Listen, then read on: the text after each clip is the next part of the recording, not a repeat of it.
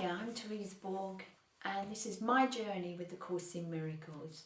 Today I want to talk to you just really briefly about one of the aspects of the Course that really has shifted everything for me, and it's the part of the Course that talks about how we only see the past.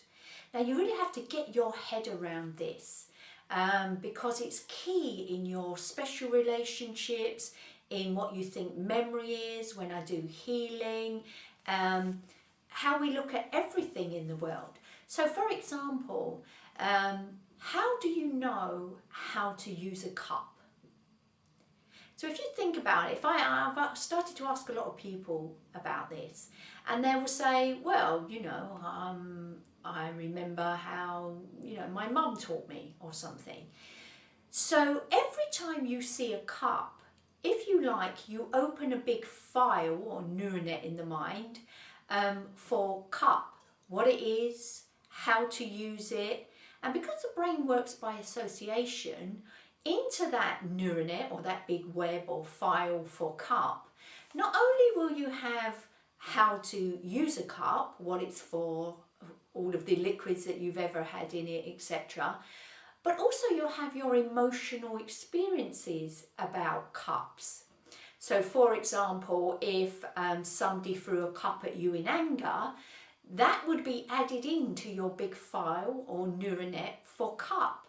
And so that every time you saw a cup, unbeknownst to you, because the whole file or the whole neural net gets activated or opened, you would subconsciously be seeing cup and have almost like a little fear of it, that somebody could throw this cup at you in anger.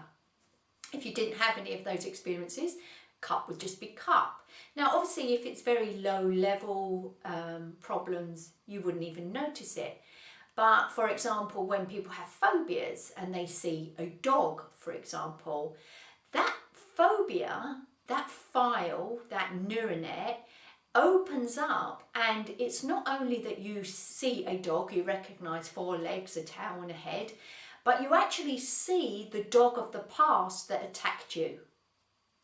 And this is interesting, isn't it? Because if you extrapolate this out, every time, for example, I see my mother, not only do I not see her as she is today, I see his story, her history, or my history. Now in that big file of mother, and it's a very big thick file, I've got all of the things that we've ever experienced together, all of the things that I believe about her, all of the things that I think she believes about me, good and bad, and therefore although consciously I have to open that file to be able to recognise who's walked through that door, the whole file has been opened. And let's say if I had a difficult relationship with my mother, already resentment, let's call it resentment, may be arising in me without me even knowing it. So that as soon as she says something, it pushes one of my emotional buttons and the whole thing about resentment comes up, and we may argue in this moment, let's say about the thing she said that, I don't know, I didn't call her last week or something, and we'll argue, but we won't actually be arguing about that. She'll be arguing about her feeling that I don't love her enough perhaps, and my feeling of resentment, well, you never did enough for me and all of that. Excuse me.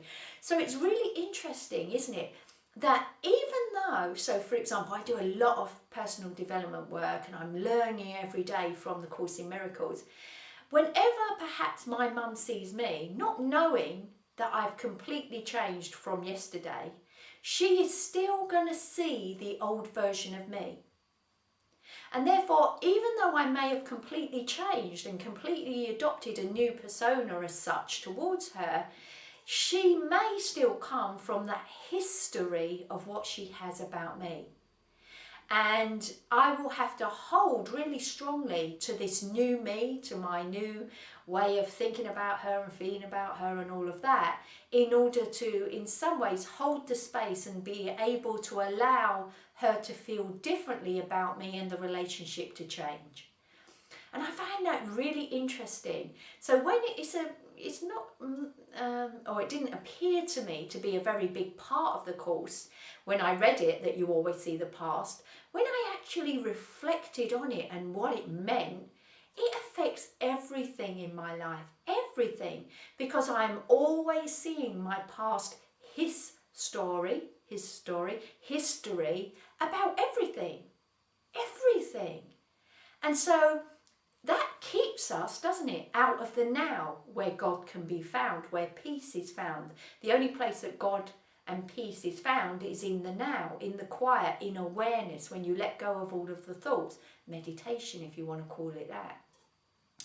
And so by the ego keeping me running, doing, keeping me thinking about the past, seeing everything as the past, and or thinking about the future, I never actually see reality. I never see reality because I'm only ever seeing the past, and I never even realised that was what I was doing. That's what we're all doing. That's why it's so hard to find peace in this world, because the ego has tricked us again. By thinking we see the present, we don't see the present. We're never present. The present is over so quick. Our thoughts are always, examine your thoughts, you're always saying they're about the past or about the future. Because in the now, in the true now, there are no thoughts. There is only peaceful awareness.